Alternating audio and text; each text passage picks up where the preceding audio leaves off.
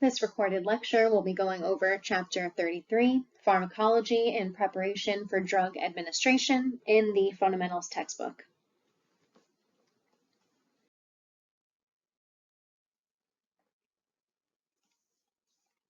It's very important that nurses are knowledgeable about possible drug effects, side effects, and drug interactions. Nurses also need to be aware of foods that interfere with the desired uptake or action of the medication being administered.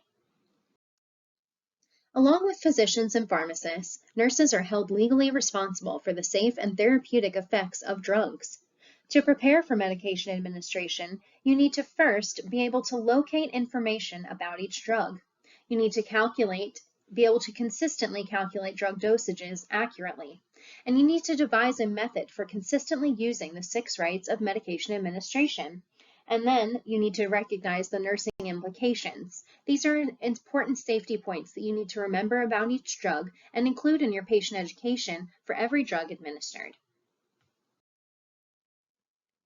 Although drugs may have 3 names, a chemical name, a generic name, this is not protected by a trademark, and a trade name, this is a name protected by a trademark. It's most important to know the generic and trade names for the nurse. When sitting for your licensing exam, your NCLEX, only the generic name will be used on most occasions, although it is noted that some exam items will refer to general classifications of drugs. It is best, therefore, to learn your medications by their generic names. On page 636 in Table 33.1, we can see some examples of drug categories by their generic name endings. Notice that prils, like lisinoprils, are generic name endings for ACE inhibitors. Sartans are going to be your angiotensin receptor blockers, for example, losartan. Olols, lols, alols are going to be your beta blockers, such as atenolol, labetalol, and metoprolol. Your statins will be your anti-arrhythmics, or your drugs that are going to work against, try to lower your cholesterol. So these are going to be your statins, like atorvastatin. And then you can see other examples on that table as well. Learn to categorize your medications with simple characteristics by their class.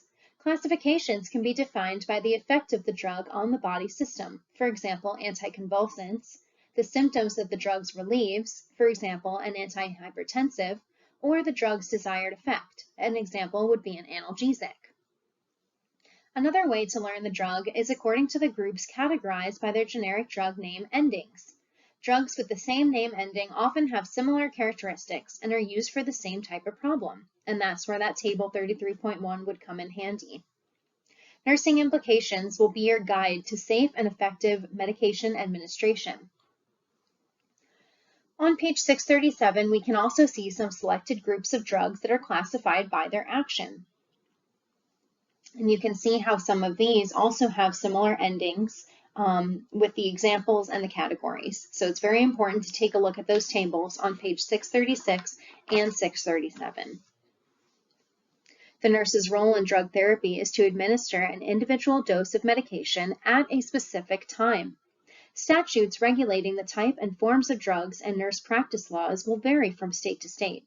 Therefore, it's very important to know that you are responsible for knowing and adhering to the state statutes in the state that you are practicing in. The form of a drug determines its route of administration. So in other words, a medication given by a different route may not work. Many drugs will come in several forms, like a tablet, capsule, ointment, solution, suspension, and suppositories.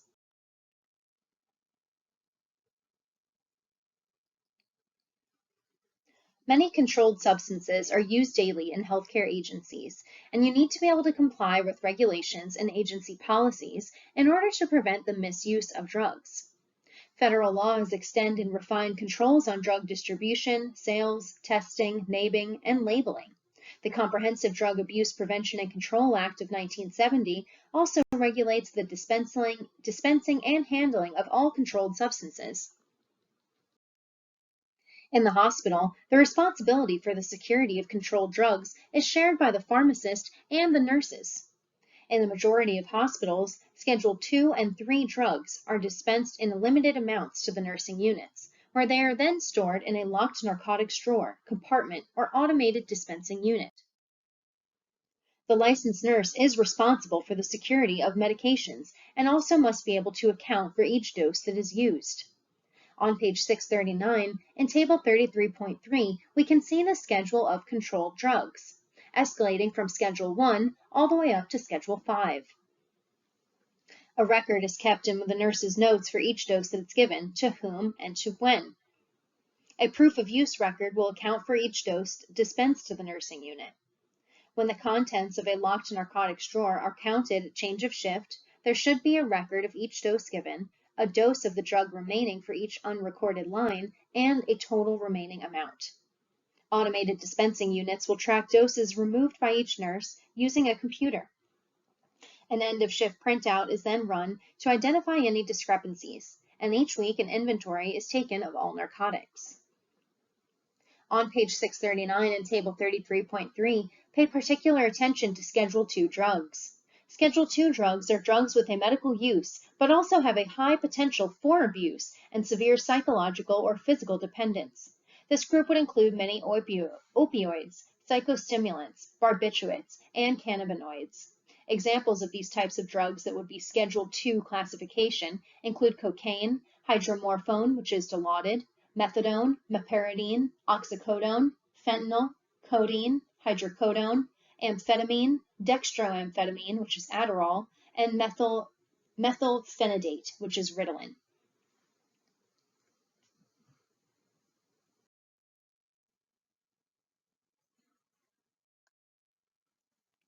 Standards for drug quality, purity, packaging, safety, labeling, and dose form were set by the Pure Food and Drug Act of 1906.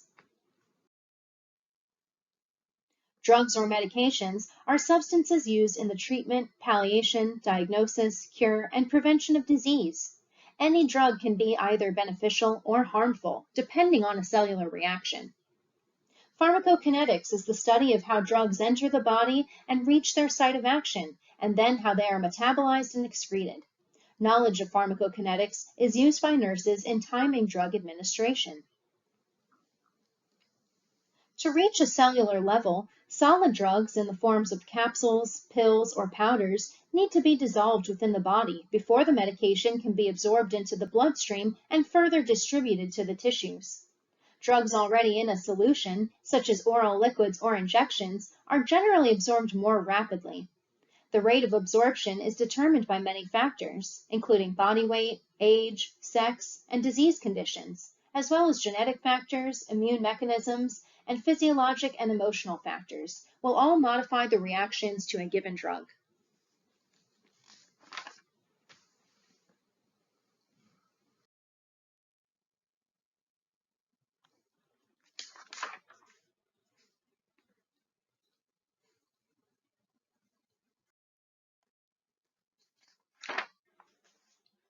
This can be seen on page 641 in figure 33.1, and it's showing the factors affecting drug therapy just in a different way. This table can be seen on page 640, table 33.5, differences in absorption by route. Notice how intravenous has the most rapid rate of absorption of any of the routes identified in this table. The skin will provide a slow rate of absorption. Mucous membranes and the respiratory tract will provide a quick absorption. Oral medications will also provide a slow absorption. An intramuscular route will depend on the form of the drug. Any drug in an aqueous solution will be quicker dissolved than a drug in an oil solution, which will slow the absorption. And we know that our subcutaneous route of administration has a slow rate of absorption. A drug's chemical and physical properties and the patient's physical status will also affect the drug action within the body. An increase in body fat will delay drug distribution. The lower the patient body weight, the more concentrated the drug will be in the tissues, and consequently, the more powerful its effect. The rapidity with which a concentration at a target site occurs will depend on the blood supply to that site. Most drugs will cross the placental barrier and can affect the fetus. Most drugs will bind to the protein albumin to some extent. Only the unbound portion of the drug in the bloodstream will then be distributed to the target tissue. If a patient is taking two drugs that are protein bound, one or the other drug might have a higher concentration in its unbound state than it would have if it was given alone. This is because the drug with the lower unbound concentration will have a greater ability to bind to available protein. This will leave less protein to bind to the other drug. Low albumin levels can indicate drug toxicity in a patient who is normally highly protein bound. At the site of action, the drug is soon metabolized into an inactive form that can be more easily excreted. This occurs when enzymes detoxify or degrade, which is break down and remove the active drug chemicals. Most drugs are metabolized in the liver, but the lungs, blood, intestines, and kidneys will all contribute to metabolism. When liver function is decreased because of disease or aging, a drug may be eliminated more slowly than usual, resulting in an accumulation of the drug that could lead to toxic levels. Patients with liver disease might need a lower than normal dose. Drugs are mainly excreted by the kidneys, but some excretion can occur through the bowel, the liver, lungs, and exocrine glands. Therefore, an increase in peristaltis will also accelerate drug excretion, and factors that slow peristaltis will prolong a drug effect. If kidney function declines, a drug excretion rate drops, placing a patient at risk for drug toxicity. Adequate fluid intake of 50 mL per kilogram per day is essential for the patient to eliminate drugs properly. The study of a drug's effect on cellular physiology and biochemistry and its mechanism of action is known as pharmacodynamics. Response to a drug can cause a primary or secondary physiologic effect, or both. The primary effect is the desired effect. The secondary effect may be desirable or undesirable, causing side effects, which are unintended reactions, or adverse effects, which are undesirable effects with much more serious consequences.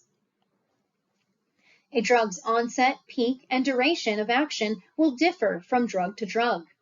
Peak action occurs when the highest blood or plasma concentration of the drug is achieved within the body. The length of time that the drug exerts a pharmacologic effect is the duration of action. The onset of drug action will begin when the drug reaches a minimum effective concentration level. Each drug has a serum half-life. This is the time that it takes excretion to lower the drug concentration by half. The next dose of a drug is scheduled at the time that the previous dose should reach its half-life, therefore sustaining a therapeutic level of the drug within the body. The provider will order a peak, which is a high concentration, and a trough, which is a low concentration, level of certain drugs to ensure an effective concentration level. When giving sequential doses of a drug, it's important to time the doses so that the drug's concentration level in the blood never drops below the minimum effective level. However, if doses of a drug are given too close together, the peak may be exceeded, causing a toxic concentration of the drug in the body. Drugs work by either attaching to receptor sites on cells or preventing other substances from attaching to those sites. Recall the lock and key formation from Structure and Function. Drugs that produce a response are called agonists, and drugs that block a response are called antagonists. Most drugs do not bind only to a specific site or selective site. Instead, they produce multiple side effects because they bind to other sites in addition to their intended ones. If you understand how a drug works, you can usually figure out what its side effects will be. Those side effects will depend on which receptor sites the drug is stimulating or blocking. Drugs have four types of action. Stimulation or depression. This is a direct action on a receptor site.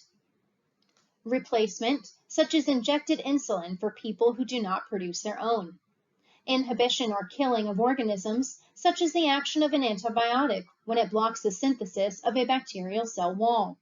And irritation, such as that produced by a laxative on the colon wall, resulting in peristaltis and defecation. The less specific the drug's action, the more side effects the drug can have. most drugs will have some side effects. Another type of adverse effect is an allergic reaction, such as developing a rash or hives after taking penicillin. When an allergic adverse reaction occurs, the patient is cautioned to never take that drug again, because an allergic response will become more severe the next time a drug is encountered and could cause anaphylaxis. This is a severe allergic reaction that could lead to death. The possibility of adverse drug effects, side effects, allergic reactions, and undesirable interactions with other drugs and foods will increase with the number of drugs that is being administered. The therapeutic range is the range of levels of the drug in the blood that will produce a desired effect without causing any toxic effects. Toxic effects are harmful effects that can occur when the blood level of a drug rises above the therapeutic range and causes unintended damage to normal cells. For drugs that have a narrow therapeutic range, blood levels need to be monitored to prevent any toxicity. Some drugs will have black box warnings. A black box warning is the strongest warning by the FDA that a medication can carry and still remain on the market in the United States. A drug interaction can result in an increase or a decrease in the action of the other drug, or can alter the way in which the drug is absorbed, metabolized, or eliminated from the body. A synergistic effect is a combined interaction. This occurs when the action of two drugs combined is increased or greater than the effect of the drugs when given separately. Alcohol has a synergistic effect when combined with any drug that depresses our central nervous system, because it is also a central nervous system depressant. The presence of food in the stomach can also affect the drug in many ways. It can speed up, reduce, or even prevent the absorption of a drug into the bloodstream. Some drugs are incompatible with others. The nurse is always responsible for knowing the factors affecting the use of each medication given, as well as any incompatibilities with other drugs. When a prescription or order is created for a drug to be dispensed or administered to a patient, the drug name, the amount of the drug per dose, the number of doses, the route by which to administer the drug, and the frequency or number of times a day the drug is to be taken should be written by the prescribing provider. It's the nurse's job to analyze the order and determine whether the drug, dose, and timing of the drug are appropriate for that patient. Sometimes the route ordered is not appropriate. This can happen when a patient is experiencing nausea and vomiting, but has a medication order for an oral route. If the drug comes in a rectal suppository form or an injectable form, you can consult with the prescribing provider and have the order changed.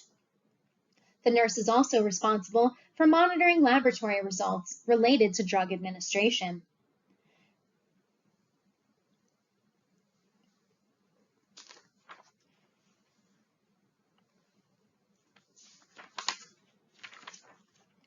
The Joint Commission has a do not use list. This does not apply to any pre-programmed electronic health records, but it can be changed in the future. This is a list of standardized abbreviations, acronyms, symbols, and dose designations that are not to be used. You can find this on table 33.7, which can be found on page 644. It is possible that you could see one of these abbreviations, and if that ever occurs, you need to consider the order in relation to the patient's condition and be certain that you understand its meaning. Develop a routine for safely giving medications and be sure to stick to it every time you do the procedure to avoid making any medication errors. Medication errors can result in an adverse drug reaction or an adverse drug event. The FDA receives more than 100,000 U.S. reports each year associated with a suspected medication error. If you make a medication error, you need to report the error immediately to your clinical instructor and/or charge nurse. A medication error can be a life-threatening event, and patient safety always needs to come first. Many nurses will fear the negative consequences and individual blame associated with reporting an error, but reporting an error is an opportunity to improve individual practice and our health system policies. Pharmacovigilance is the science and related activities involved in detection, assessment, understanding, and prevention of adverse effects or other drug-related problems. It's sometimes used as a synonym for medication safety. Pharmacovigilance involves the collection of ADEs by national and international organizations and the attempt to analyze risks and disseminate information to the public. Differences in size, age, weight, surface area, and organ maturity will all affect the ability to absorb, metabolize, and excrete drugs. Drug dosages are lower for infants and children than they are for adults, and they need to be calculated and administered very carefully. Doses are based on the child's age and body weight and are not given in a standardized amount. Pediatric nurses routinely double-check and recalculate all of their doses that are ordered by prescribers. Check with the child's parents for the most effective and least traumatic way to give a child a medication. Sometimes it is best to let the parent administer the oral medication while you supervise. Explain in short sentences with simple language and get down to the child's level of understanding. Explain what the drug is for and how it is to be given. Be supportive and approach the child with confidence and an attitude of expecting cooperation. The following points are related to administering medications to the older adult patient. Older adults can have chronic medical conditions and can take multiple medications. Be sure to check drug interactions very carefully. Changes in the neurologic system, metabolic rate, kidney and liver function of the older adult will indicate a need for smaller doses of a drug compared to the middle-aged patient. Older adults will often have a decreased level of albumin. This will cause a greater potential for the unbound drug in the system and a risk for increased drug activity and toxicity. Metabolism of drugs is slowed in the older adult, and normal doses may build to a toxic level when liver or kidney function is decreased. Older adults experience twice as many adverse reactions as younger people. Older adults on long-term anti-inflammatory therapy for arthritis should be monitored for gastrointestinal bleeding and anemia. Older adults are likely to have greater blood pressure fluctuations with position changes and are more susceptible to falls whenever taking drugs that can cause orthostatic hypotension.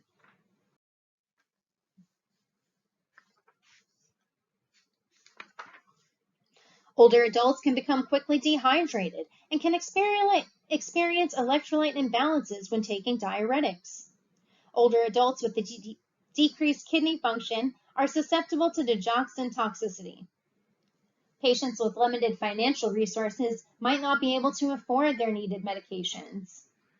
Sometimes older adults have limited vision. They can misread the label on a medication container. Many adults will also have difficulty opening child-proof caps on medication bottles. Provide the patient and caregiver with written instructions about what to report to their primary care provider. Verify that the patient can obtain the needed medications, and if they can't, notify the doctor. Obtain feedback that indicates that the caregiver understands what the medication is for, when it needs to be given, side effects to be monitored, and any adverse effects that need to be reported to the doctor. Nurses need to support this by reinforcing patient education and encouraging patients and caregivers to ask questions.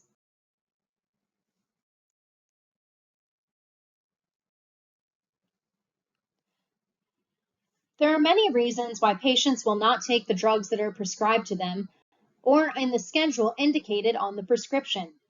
Among those filled, approximately half are taken incorrectly, particularly with regard to timing, dosage, frequency, and duration.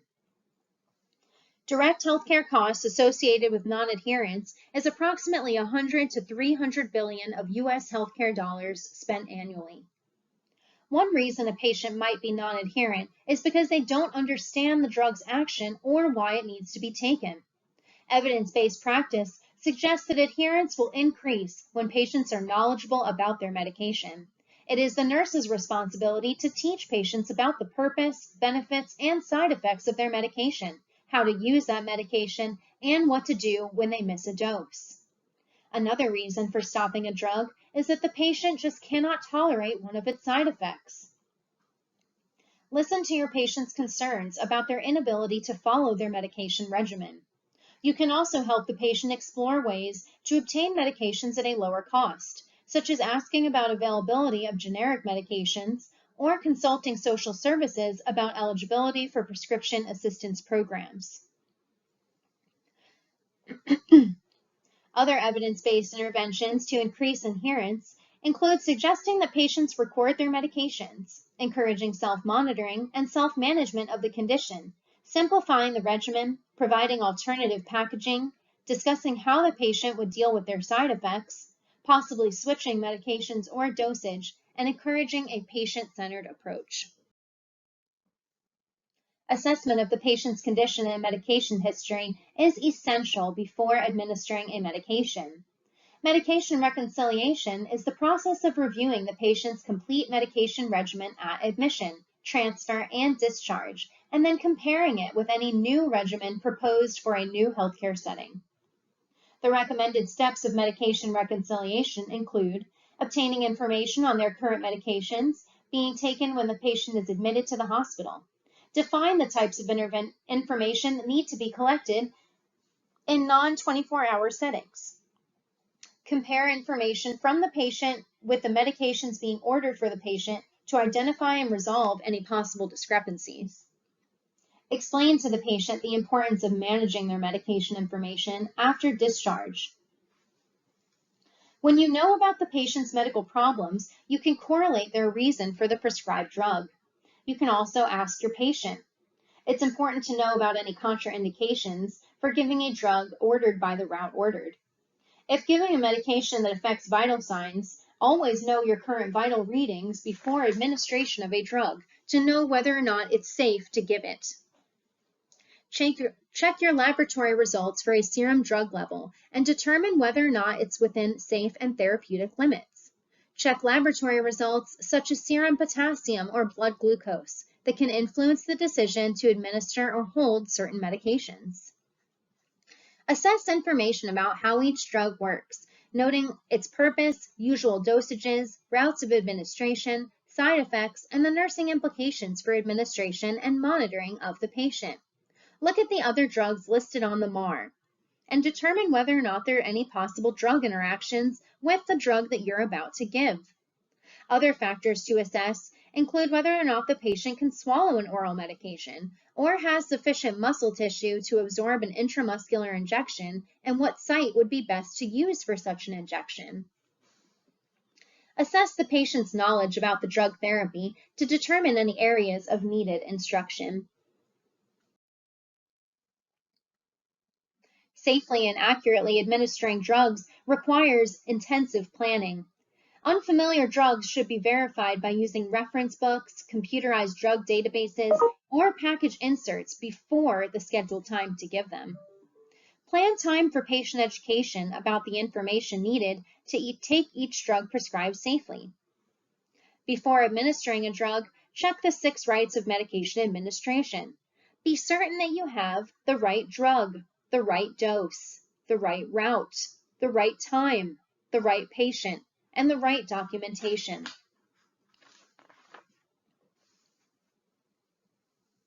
Plan ahead. Check whether or not you need to take juice or milk and crackers to the patient for a particular drug to be taken. If a patient needs a drug crushed and mixed in applesauce or pudding, take your supplies to the bedside with you. If the patient needs help to sit upright or has difficulty taking their medications, plan for extra time. Always check the medication history and the medical history to determine the why before you administer a new medication to a patient. You should always understand why you are giving a drug before giving it.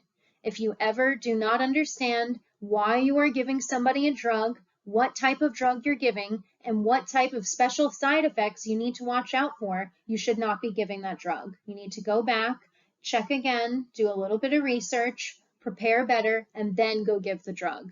Drug administration should never be rushed. It always needs careful planning and preparation. Medications should always be given by the person who prepared them. Medications are never to be left at the bedside because they could be forgotten, lost, or taken by someone else. Narcotics and other controlled drugs are always kept in locked cabinets. Check your medication orders before giving drugs. Routinely compare medication records with the drugs listed on the MAR to see that there are no errors or omissions. If you ever have a question about the accuracy, refer to the original order in the medical record. Avoid any distractions or interruptions when preparing or administering medications. Research any information on unfamiliar drugs, action, dosage, and nursing implications. Always observe the 6 rights when administering drugs. Observe the principles of aseptic technique. Dispose of any pills dropped on the floor. Do not handle or touch medications. Pour the pills or tablets into the bottle cover, then transfer them into the medication cup. Obtain a complete medication history from the patient. And look for any possible drug interactions among the medications that patient is taking. Is the medication order consistent with the patient's diagnosis and plan of treatment? If there is any doubt, check with the charge nurse or the primary care provider. Patient allergies should always be assessed, and ask the patient about their allergies whenever you administer medications. Always look for the allergy identification band. Perform patient education about the drug, its intended action, any possible side effects, and how it should be taken. Check any pertinent laboratory values and assess for side effects of the drug before giving the next dose of a medication. Document after the drug is given and include any patient education that was done about the medication, the dosage schedule, or precautions. The system has integrated barcode medication administration, features, and EMAR documentation. Studies report that up to 80% fewer medication administration errors have occurred after implementation of a barcode medication administration system. Several methods can be used to calculate accurately the dosage for a particular drug order. The equivalents need to be memorized first, or you can use a conversion table if available to you. Check the MAR against the prescriber's original orders in the medical record to make certain that the order was transcribed correctly. Each time a drug dose is administered, check the order against the drug label for the correct name of the drug. Check the expiration date of the drug at this time. If there's any discrepancy, consult the prescriber. Tell the patient the name of the drug and show the medication to the patient before you administer it.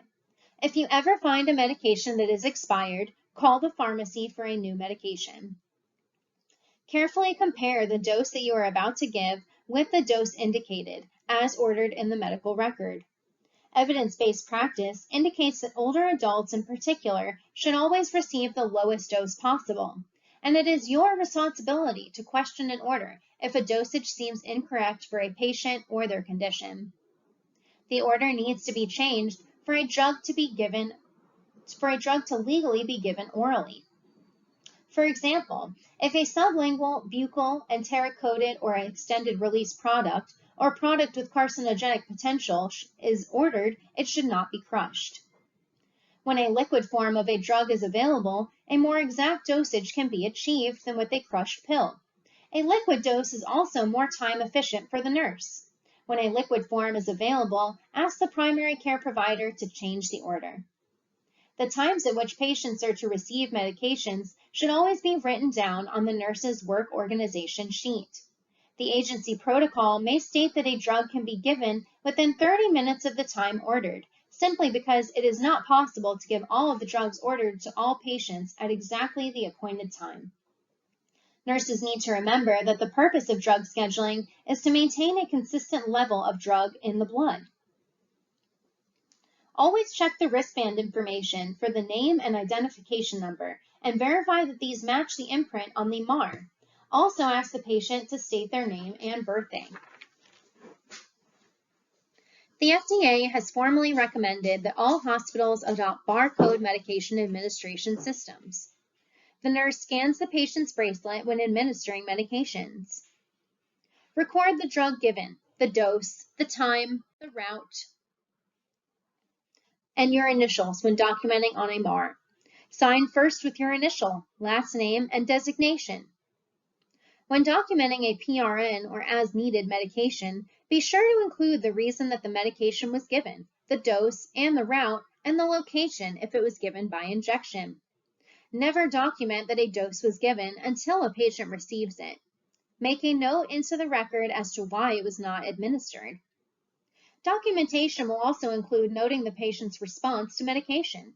A positive response like pain relief is also important and needs to be documented. Remember to document any patient education that is performed while you're administering your medications. The right drug, dose, route, time, and patient should be checked 3 times. The third check should be done at the bedside before opening the unit dose package. See the clinical cues on page 654 in the purple box.